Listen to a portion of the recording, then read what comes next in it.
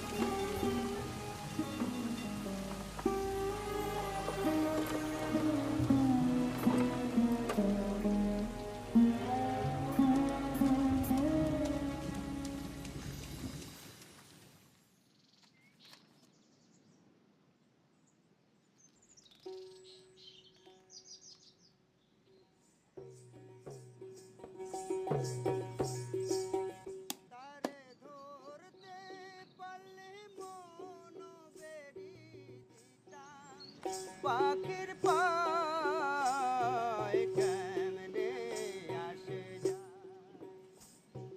খাঁচার ভিতর আছে পাখি কেমনে আসে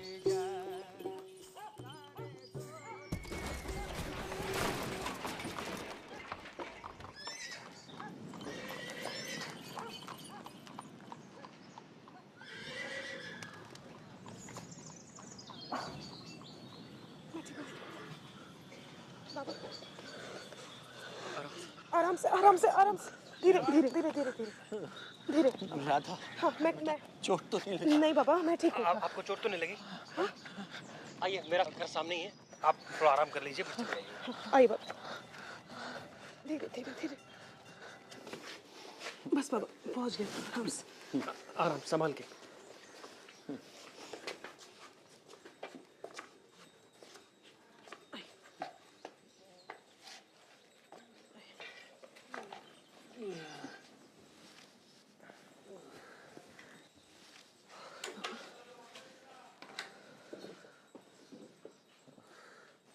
यहाँ कोई डॉक्टर मिलेंगे क्या आसपास? बोला था, हाँ, डॉक्टर साहब बुला लो। हाँ, ठीक है।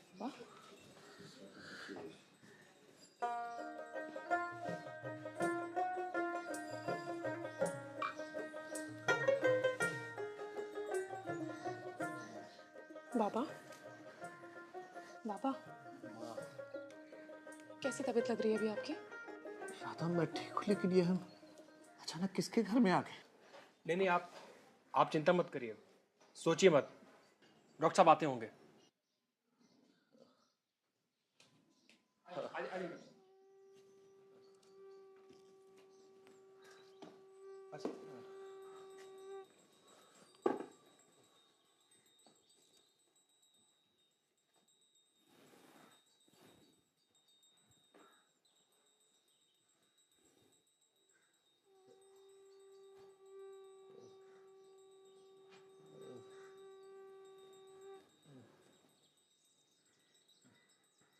डरने की कोई बात नहीं, गर्म दूध में थोड़ी सी ब्रांडी मिला के पिला दीजिएगा, ठीक हो जाएंगे।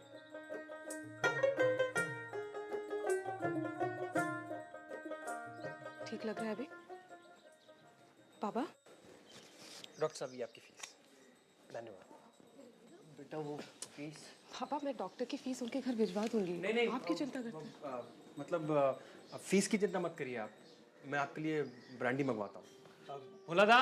नहीं, ब्रांडी की जरूरत नहीं है, बस एक गिलास गर्म दूध मिल जाता तो बस। जब आपने हमारे लिए इतना सब कुछ किया है तो अपना नाम भी बता दीजिए, जिससे कि हम आपको आपके काम से नहीं, नाम से याद रख सकें। जी, बिनोय भूषण चट्टोपाध्याय। मैं गौरीश भट्टाचार्य, आपके मकान से थोड़ी ही दूर 78 नंबर मकान में रहता हूँ। कभी घर आइए, खुशी होगी। जी जरूर। अच्छा।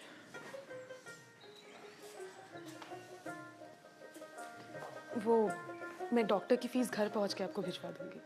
जी वो आप रहने दीजिए ना, मैं आपको गाड़ी दिलवा देता हूँ। খাঁচার ভিতর অচিন পাখি কেমনে আসে যায়। परेश बाबू जैसी उदार विचारधारा, सुंदर स्वभाव और गुणी व्यक्ति से आज तक मेरा परिचय नहीं हुआ। वो गली के कोने पर ही रहते हैं। चाचा, गांव में कभी ऐसा नहीं होता। शायद ये शहर में रहने की अनेक दिक्कतों में से एक है, लेकिन वो ब्राह्मो धर्म के अनुयायी हैं। और ब्राह्मो धर्म के बारे में गोरा की राय से तो आप परिचित हैं, लेकिन आप मेरी मजबूरी भी जानते हैं। मैं कभी गोरा की राय के विपरीत नहीं जा सकता। ॐ भूर्भुवस्वः तत्सवितुर्वरेण्यं भारतवर्ष क्या है? माता का स्वरूप है। एक माँ जिसका हृदय अपार स्नेह, ममता और करुणा से पूर्ण है।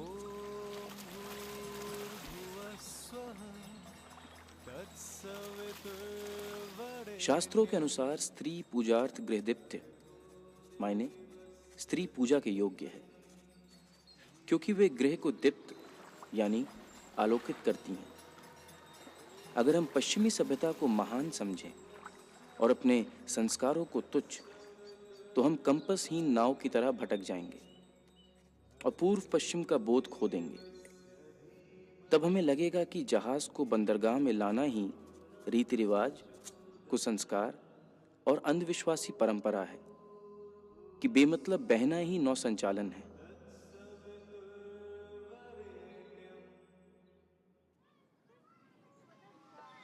बाबू, एक लड़का है आपसे मिलने के लिए। ठीक है, उन्हें अंदर भेज दो।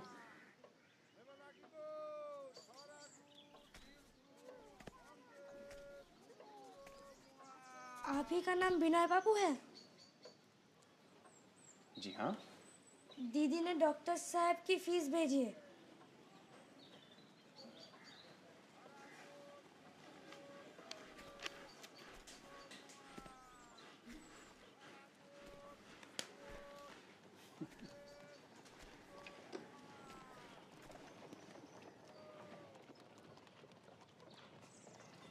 ये किसकी तस्वीर है? ये है मेरे दोस्त की तस्वीर। दोस्त? आपके कमरे में आपके बजाय आपके दोस्त की तस्वीर? कौन है ये? लगता है बहुत बड़े संत महात्मा है। आप इन्हें नहीं जानते। इनका नाम है गौर मोहन बाबू, गोरा। हम बचपन के मित्र हैं। ओह, आप लोग एक साथ स्कूल में पढ़ते थे? आप अभी भी स्कूल में पढ़ते हैं? नहीं, मेरी पढ़ाई तो खत्म हो गई। पढ़ाई खत्म हो गई? सारी पढ़ाई खत्म कर दी? हाँ भाई, सारी पढ़ाई खत्म कर दी। लेकिन लगता है आजकल स्कूल में पढ़ाई ज्यादा नहीं होती है। मतलब ये कि आपने अभी तक अपना नाम ही नहीं बताया। मेरा नाम है सतीश चंद्र मुखर्जी।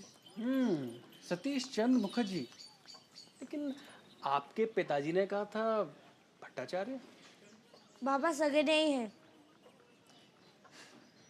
मेरे माँ बाप की मृत्यु के बाद बाबा ने मुझे और मेरी दीदी को बड़ा किया। मेरी तीनों बहनें भट्टाचार्य हैं, लेकिन मैं और मेरी दीदी मुखर्जी है। अरे, मैं तो बातों बातों में भूल ही गया था। दीदी मेरी राह देख रही होगी शाम की प्रार्थना के लिए। मैं चलूं? आप अकेले चले जाएंगे? मैं तो अकेला ही आया था। ठीक है भाई, आप अकेले ही आए थे। चलिए, मैं आपको घर छोड़ देता हूँ। ठीक है। খাঁচার ভিতর অচিন পাখি কেমনে আসে যায়। तो ये है आपका घर। अंदर चलिए ना। नहीं सतीश बाबू, आज नहीं, फिर कभी। चलिए ना। कहाँ ना फिर कभी आऊंगा। आप आएंगे ना? पक्का।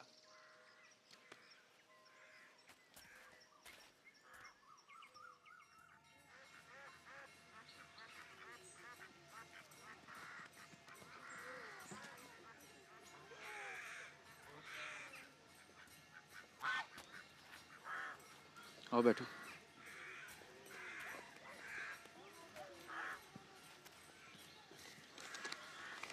कुछ लिखा है, पढ़ो। भारत की रक्षा करने के अपना कष्ट है कि हम विचलित हो रहे हैं, कि हमारा पुरुषत्व नष्ट हो गया, हमें अपने कर्तव्यों का निर्वाह करना ही होगा। उस दिन अविनाश ने जो ब्राह्मण समाज की निंदा की थी, तुम उससे इतना दुखी क्यों हो गए थे? विचारधारा की निंदा की जा सकती है, वो तो गाली गलौज पे होता रहा था। विचारधारा पे बहस कैसी? निंदा तो व्यक्तिगत ही होनी चाहिए। कुछ लोग समाज को तोड़ रहे हैं, समाज के नियम नहीं मान रहे हैं, और तुम कह रहे हो उनकी निंदा भी नहीं हो सकती। ये कहाँ का न्याय है? जो लोग समाज की परंपराओं की रक्षा कर रहे हैं, उन्हें यह अधिकार है कि वो समाजद्रोहियों की निंदा करें। तो मैं भय किस बात का है? उनके आमंत्रण के बाद भी मैं तो गया नहीं वहां पे। तुम वहां गए नहीं, ये भूल नहीं पा रहे हो, और दिन रात उठते बैठते यही सोच रहे हो कि मैं वहां नहीं गया। इससे बेहतर होता तुम चले जाते। पतन के द्वार पर खड़े हो के हमें डरा रहे हो क्या? तो क्या चाहते हो, मैं चला जाऊं? नहीं, मैं तुम्हें सचेत कर रहा हूं। मैं तुमको लिख के दे सकता हूं कि एक बार तुमने उस द्वार में प्रवेश पा लिया तो फिर तुम लौटोगे नहीं। उस घर में अन्न ग्रहण करके तुम अपना जाति धर्म सब विसर्जित कर दोगे। प्रणाम दादा। इधर बिजली गिर रही है क्या? नहीं तो फिर आज मसला क्या है? अंग्रेजों को तो तुमने भारतवर्ष से आधा जरूर खदेड़ी दिया होगा। इससे अंग्रेजों का तो कोई नुकसान दिख नहीं रहा है। अलबत्ता उधर तुम्हारी भाभी सरदर्द से तड़प रही है, और तुम्हारे गर्जन की वजह से अंग्रेजों को तो नहीं पर उन्हें दिक्कत जरूर हो रही है।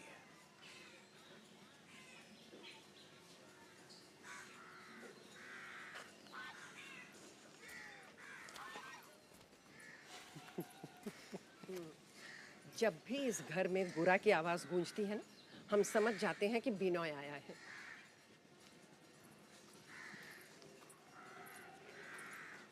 कैसे माँ? पिछले दिनों घर बहुत शांत था। क्या बात है बेटा, तू आया क्यों नहीं? स्वास्थ्य तो ठीक था ना? स्वास्थ्य तो बिल्कुल ठीक था, बस वो थोड़ा आंधी हवा। कभी वर्षा, कभी गर्मी, कभी धूप। मैं ऐसे कई कारण होने वाले हैं जिसके कारण बिनोय अनुपस्थित होगा। बिनोय का मन कहीं और लग गया है माँ। क्या बकवास कर रहे हो? बेटा, किसी के मन की उथल पुथल की इस तरह मजाक नहीं उड़ाते हैं। चल बिना, मेरे कमरे में तेरे लिए खाना तैयार है, चल। नहीं माँ, ये संभव नहीं। तुम्हारा खाना वो ईसाई दासी लक्ष्मियाँ बनाती है। बिनोय तुम्हारे अन्न ग्रहण नहीं कर सकता। अरे वाह, क्यों भाई? मैंने तुझे तो नहीं बुलाया ना अपने कमरे में खाना खाने के लिए।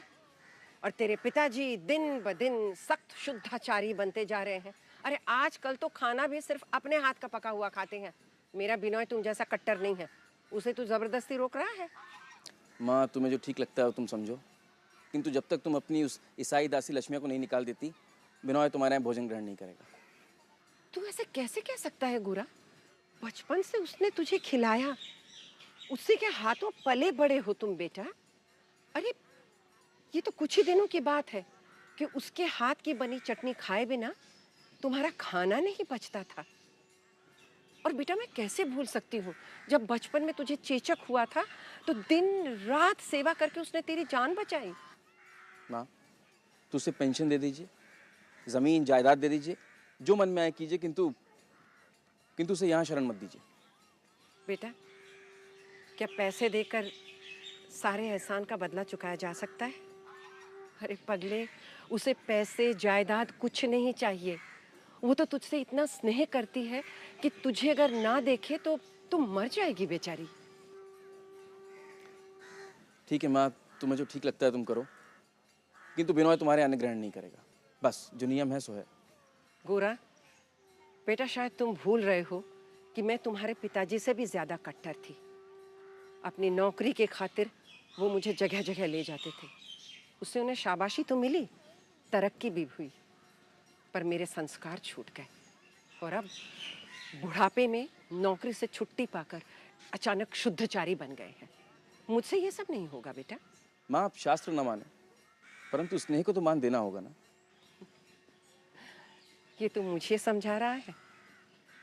जिस दिन मैंने पहली बार तुझे सीने से लगाया था ना, उसी दिन महसूस किया था कि कोई भी जात लेकर पैदा नहीं होता, और उसी दिन मैं जात पात से मुक्त हो गई थी। और उसी दिन मैं समझी थी कि किसी को भी नीच जात का कहकर अगर घृणा करो तो ईश्वर तुझे मुझसे छीन लेंगे। तो क्या तुम लोगों का यही निर्णय है कि मेरे कमरे में बिनोय खाना नहीं खाएगा? ठीक है। माँ, थोड़ी भी स्वतंत्रता मिले तो बिनोय अभी दौड़ पड़े तुम्हारे यहाँ खाना खाने, किंतु वो एक ब्राह्मण है, उसका मार्ग त्याग और आत्मसंयम से होकर जाता है, तभी तो वो अपने ऊंचे जन्म का गौरव रख पाएगा। माँ, मेरी बात का बुरा मत मानो, मैं तुम्हारे पाँव छूता हूँ। नहीं बेटा, बुरा क्यों मानूंगी? तू जो भी कर रहा है अनजाने में कर रहा है। और ये जो तू धर्म कहता फिरता है ना, मैं उसे नहीं मानती। बिनोय, अम्मा, बेटा तू मायूस मत हो। मैं जानती हूँ तेरा हृदय बहुत कोमल है, लेकिन बेटा इन बातों से अब मुझे जरा भी दुख नहीं होता है। मैं एक काम करूंगी, एक दिन एक उच्च कुल के ब्राह्मण को बुलाकर उसके हाथ का बना खाना तुझे खिलाऊंगी, ठीक है? गोरा, बेटा एक बात याद रखना, लक्ष्मिया को मैं कभी नहीं छोड़ूंगी।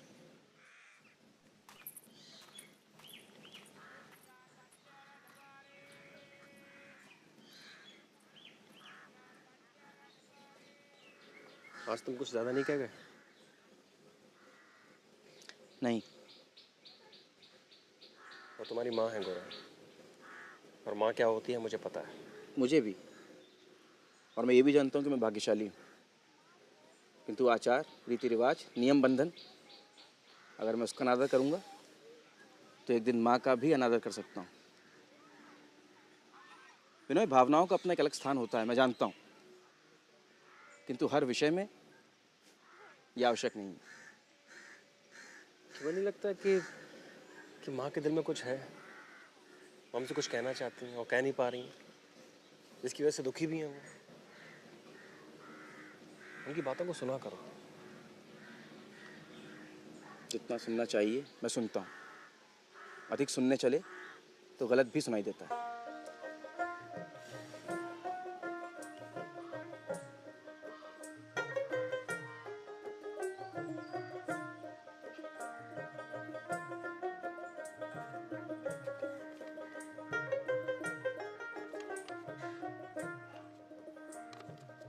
খাঁচার ভিতর অচিন পাখি কেমনে আসে যায়,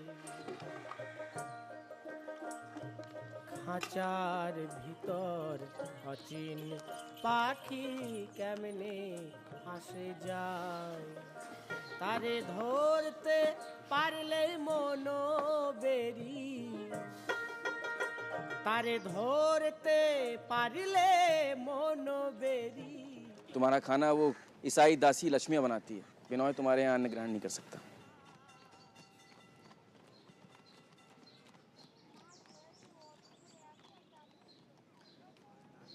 माँ, मुझे क्षमा कर देना।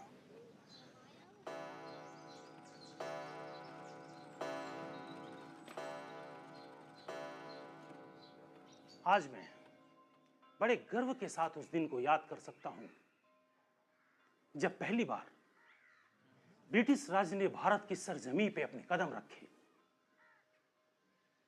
उस समय हमारा समाज अज्ञानता और अंधविश्वास की बेड़ियों में जकड़ा हुआ था, लेकिन उस समय की एक सोच ने हमें उन बंधनों से मुक्त कराया। ब्रिटिश साम्राज्य का हमारे लिए यह एक बेहतरीन तोहफा है, जिसके लिए ब्रिटिश राज्य का और खास तौर पर महारानी विक्टोरिया का हमें शुक्रगुजार होना चाहिए। हमें ब्रिटिश राज्य की नियत का, खाचार भीतर अचिन पाखी कमने আসে যায়, हमें उन बंधनों से मुक्त कराया। तारे धरते पारले मोनो बेरी,